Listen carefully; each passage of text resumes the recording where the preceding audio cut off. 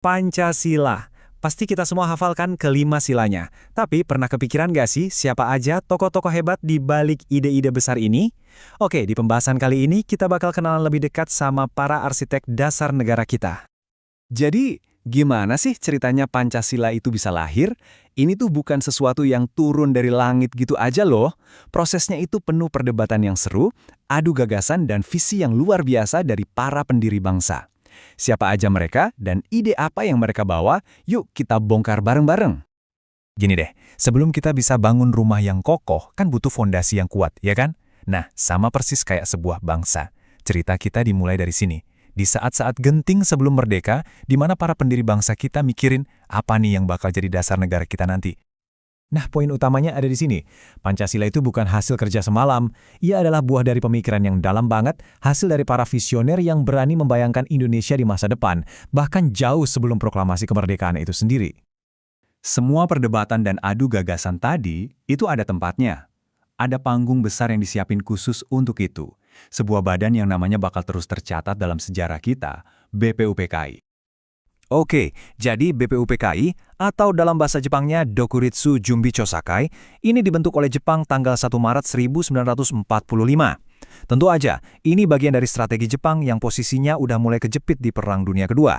Tapi, bagi para pendiri bangsa kita, ini adalah kesempatan emas. Ini dia forum super penting tempat blueprint sebuah negara mulai digambar. Dan jangan salah, ini bukan rapat kecil-kecilan. Ada 62 anggota dari Indonesia yang terlibat. Coba bayangin, 62 pemikir terbaik bangsa ngumpul di satu ruangan buat nentuin nasib negara yang bahkan belum lahir. Kalau kita lihat strukturnya, ini menarik banget. Ketua utamanya memang orang Indonesia, Rajiman Weddiodiningrat. Tapi lihat deh ketua mudanya.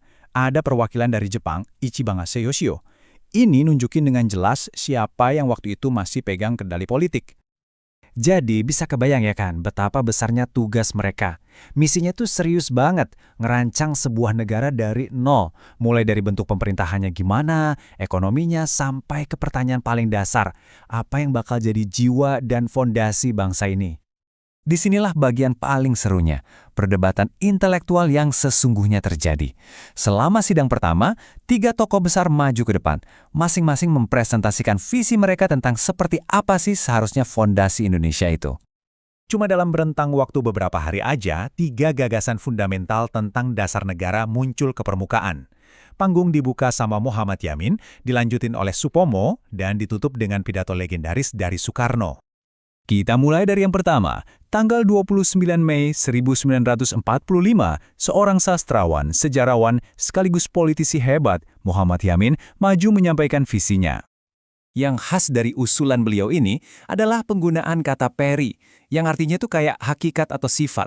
Ada peri kebangsaan, kemanusiaan, ketuhanan, kerakyatan, dan diakhiri dengan tujuan negara, yaitu kesejahteraan rakyat. Ini adalah cetak biru pertama yang ditaruh di meja perdebatan. 2 hari kemudian, giliran Supomo, seorang ahli hukum adat yang ngasih pandangannya. Beliau ini nawarin konsep yang agak beda, yaitu gagasan negara integralistik. Maksudnya, negara dan warganya itu nyatu, jadi satu kesatuan organik, bukan individu-individu yang terpisah. Nah, dari gagasannya ini, kita bisa lihat benang merahnya. Persatuan, kekeluargaan, keseimbangan, musyawarah, dan keadilan sosial. Semuanya fokus ke harmoni dan kebersamaan. Ini benar-benar cerminan dari ide negara integralistik yang beliau bayangkan. Lalu, tibalah tanggal 1 Juni 1945, Soekarno naik ke podium, dan lewat pidatonya yang berapi-api, beliau nggak cuma ngusulin 5 prinsip, tapi juga ngasih sebuah nama yang bakal abadi untuk 5 prinsip itu. Dan nama itu adalah Pancasila. Inilah pertama kalinya nama yang kita kenal sekarang disebut. Soekarno merangkum visinya dalam 5 pilar.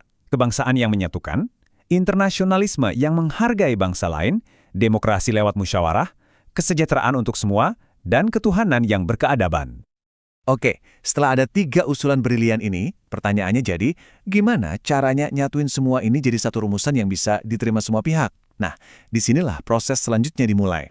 Prosesnya juga sangat terstruktur. Setelah semua pidato selesai, BPUPKI masuk masa reses, tapi kerjaan belum kelar. Dibentuklah sebuah tim kecil yang super penting yang kita kenal sebagai Panitia 9. Tugas mereka, Yaitu tadi, menggabungkan 3 visi besar menjadi satu rumusan final.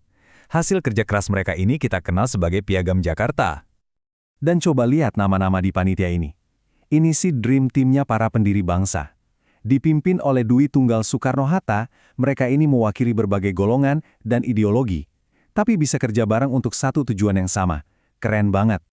Nah, ini dia rumusan dari Piagam Jakarta. Coba perhatikan baik-baik ya, 4 sila terakhirnya udah mirip banget kan sama Pancasila yang kita kenal? Tapi sila pertamanya yang ada kalimat dengan kewajiban menjalankan syariat Islam, ini jadi titik diskusi yang paling krusial dan bakal menentukan wajah Indonesia ke depannya. Dan kita sampai di momen penentuannya. Satu perubahan kecil yang punya makna yang luar biasa besar bagi persatuan bangsa Indonesia yang baru aja lahir. Dan inilah dia perubahan krusial itu. 7 kata di sila pertama dihapus dan diganti menjadi Yang Maha Esa. Ini adalah sebuah kompromi yang, wow, luar biasa besar. Sebuah langkah yang diambil demi merangkul saudara-saudara kita dari Indonesia bagian timur dan memastikan persatuan bangsa itu di atas segalanya. Ini bukti nyata betapa luhurnya hati para pendiri bangsa kita. Akhirnya, cuma 1 hari setelah Gema Proklamasi Kemerdekaan, tepatnya tanggal 18 Agustus 1945, PPKI secara resmi mengesahkan Pancasila dalam bentuk finalnya sebagai dasar negara Republik Indonesia, sah. Jadi, ini semua bukan cuma cerita sejarah ya, ini adalah warisan. Setelah kita lihat betapa besarnya perjuangan, perdebatan, dan kompromi yang terjadi, pertanyaannya sekarang kembali ke kita. Gimana cara kita hari ini menghidupkan semangat Pancasila? Bukan cuma sebagai hafalan, tapi benar-benar sebagai napas kehidupan kita berbangsa.